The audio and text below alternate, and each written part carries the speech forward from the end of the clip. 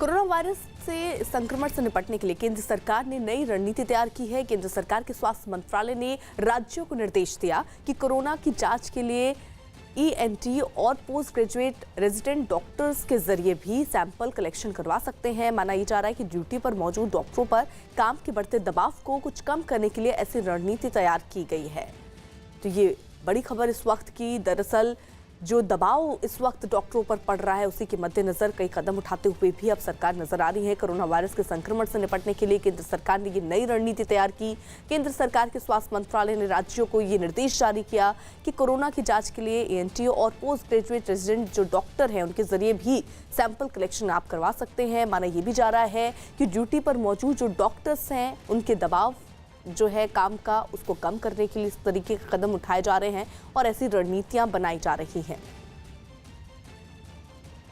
तो corona sample के लिए केंद्र का राज्यों को यह निर्देश है कि जो आपके अन्य डॉक्टर हैं उनकी मदद भी आप ले सकते हैं। ईएनटी और पोस्ट ग्रेजुएट रेजिडेंट जो डॉक्टर्स हैं उनके जरिए भी सैंपल कलेक्शन करवा सकते हैं। विक्रांत यादव हमारे साथ हमारे सहयोगी इस वक्त जुड़ चुके हैं। विक्रांत, यानी जो डॉक्टर्स हैं जो दिन रात सेवा में लगे हुए हैं उन पर जो बोझ पड़ रहा है उसको कम कराने के लिए अब ये रणनीति नई तैयार की गई है, ये माने हम?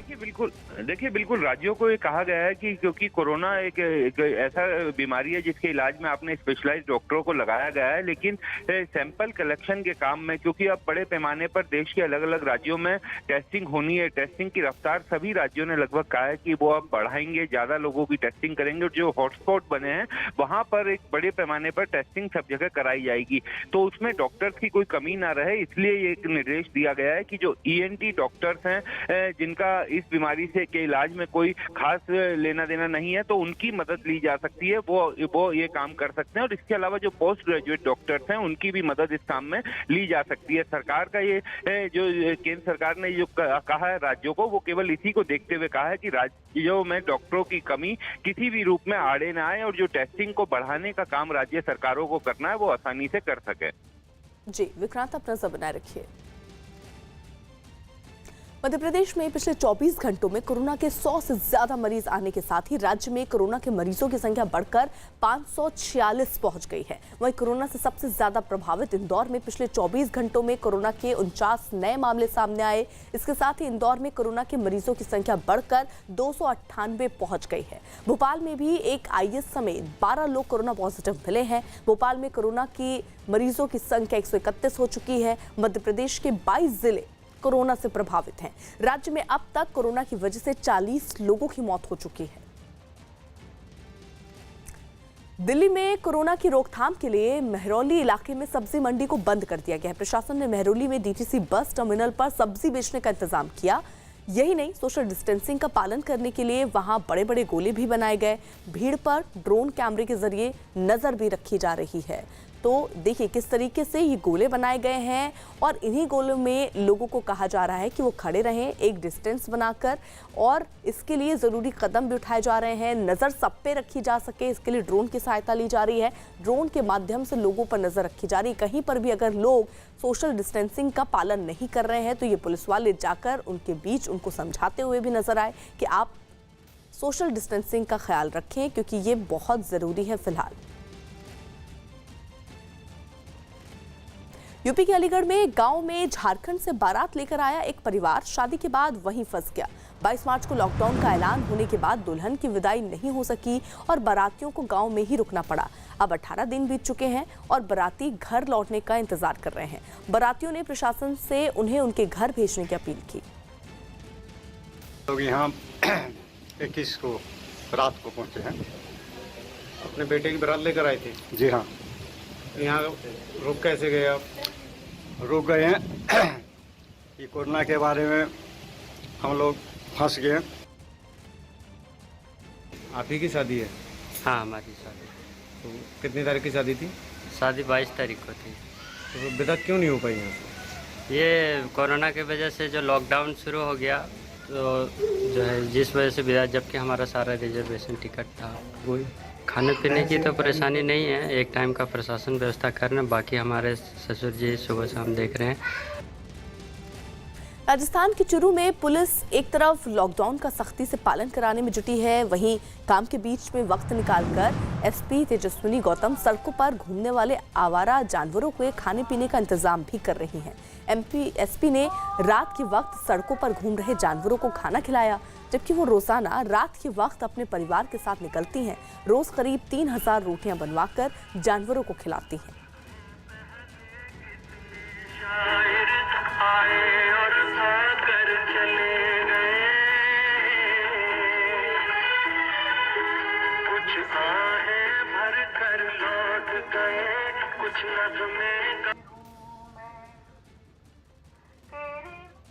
उत्तराखंड के हल्द्वानी में एक क्लासिकल डांसर ने गीतकार गुलजार की गजल पर डांस करके एक वीडियो बनाया, जिसके जरिए वो लोगों को लॉकडाउन में घरों में ही रहने के लिए सलाह दे रही है। गाने के बोल और डांस का अंदाज सोशल मीडिया पर काफी पसंद किया जा रहा है।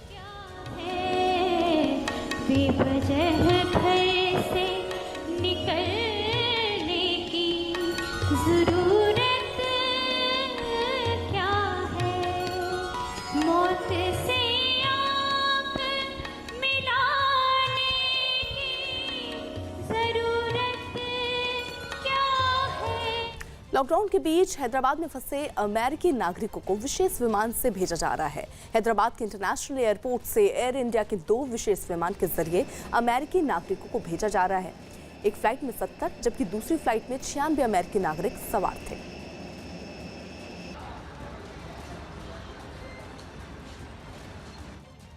गुजरात के मोरबी में ड्रोन से गुटखा और पान पहुंचाना एक शख्स को महंगा पड़ गया। एक दुकान से दूसरे दुकान की छत पर गुटखा पहुंचाने का टिकटॉक वीडियो वायरल होने के बाद पुलिस एक्शन में आई। पुलिस ने ड्रोन का इस्तेमाल करने वाले शख्स को हिरासत में ले लिया।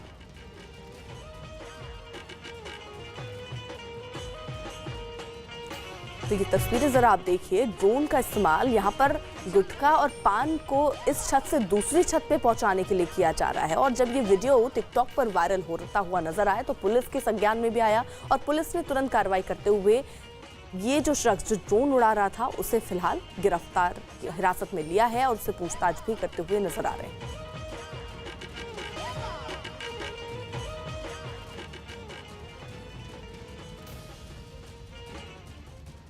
पूरी दुनिया में कोरोना मरीजों के लिए वेंटिलेटर की मांग बढ़ गई और इसी कड़ी में मुंबई के रहने वाले 21 साल के त्रिलोक सावंत नाम के लड़के ने 250 रुपए की कीमत के मोबाइल वेंटिलेटर तैयार करने का दावा किया।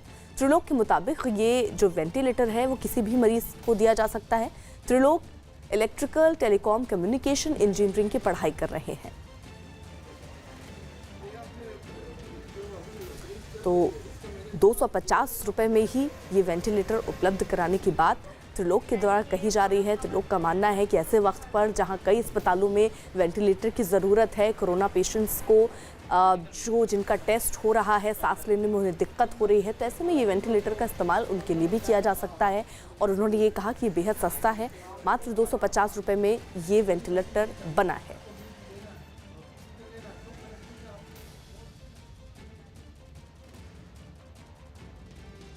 राजस्थान में जैसलमेर के पोखरण में पुलिस ने तबलीग के पदाधिकारी मौलवी अब्दुल हई के खिलाफ एफआईआर दर्ज की है। कोरोना पॉजिटिव मौलवी अब्दुल पर पोखरण के कई इलाकों में संक्रमण फैलाने का आरोप है।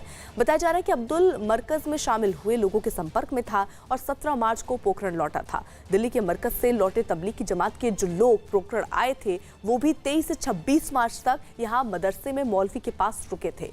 पुलिस ने फिलहाल महामारी फैलाने के आरोप में मौलवी पर मामला दर्ज कर जांच भी तेज कर दी है।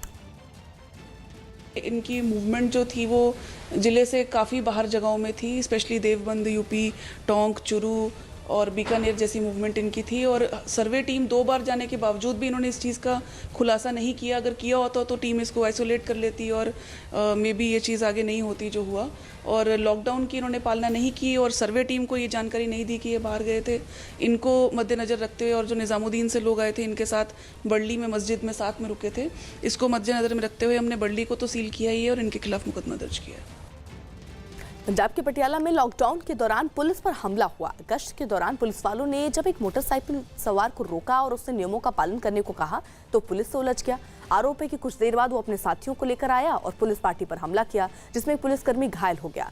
पुलिस ने अलग अलग धाराओं में केस दर्ज किया है। पंजाब में कर्फ्यू और लॉकडाउन 1 मई तक बढ़ाया गया है।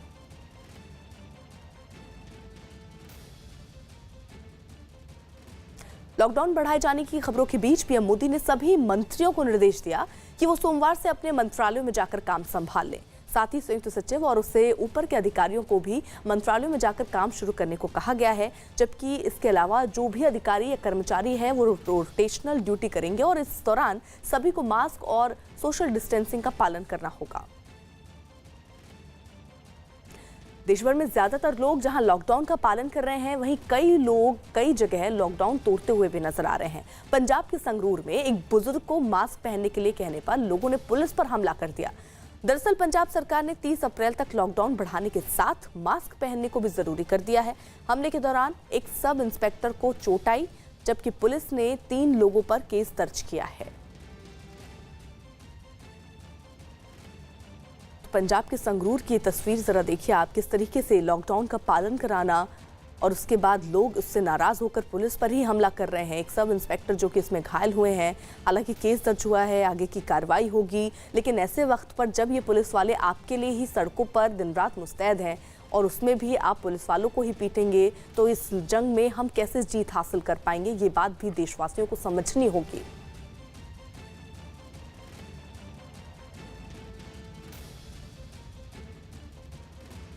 देश में कोरोना के लिए जंग में सबसे बड़ा योगदान दे रहे मेडिकल स्टाफ की सुरक्षा के संबंध में गृह मंत्रालय ने सभी राज्यों और केंद्र शासित प्रदेशों को निर्देश दिया। इसमें सभी को सुरक्षा मुहैया कराने की बात कही गई। देश भर में कई जगह डॉक्टरों और नर्सों से बदसलूकी की खबर आने के बाद गृह मंत्रालय ने कोरोना से जुड़े मामलों में अपनी सेवा दे रहे डॉक्टरों और दूसरे मेडिकल स्टाफ को पुलिस सुरक्षा देने का निर्देश दिया है।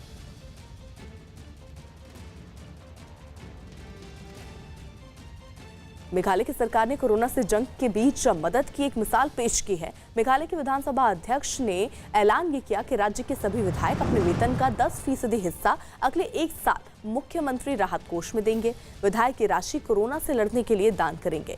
विधानसभा अध्यक्ष मेहताब लिंगदोह ने उप मुख्यमंत्री प्रेस्टोन तेनसोंग और विपक्ष के नेता मुकुल संगमा से चर्चा करने के बाद ये फैसला किया।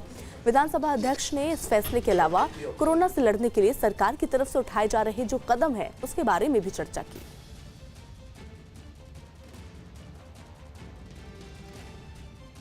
तो विधानसभा अध्यक्ष ने जो ये दरख्वास्त की कि जो विधायक हैं वो 10% जो है वो अपने पैसे सैलरी जो है वो जल्द से जल्द वो देंगे।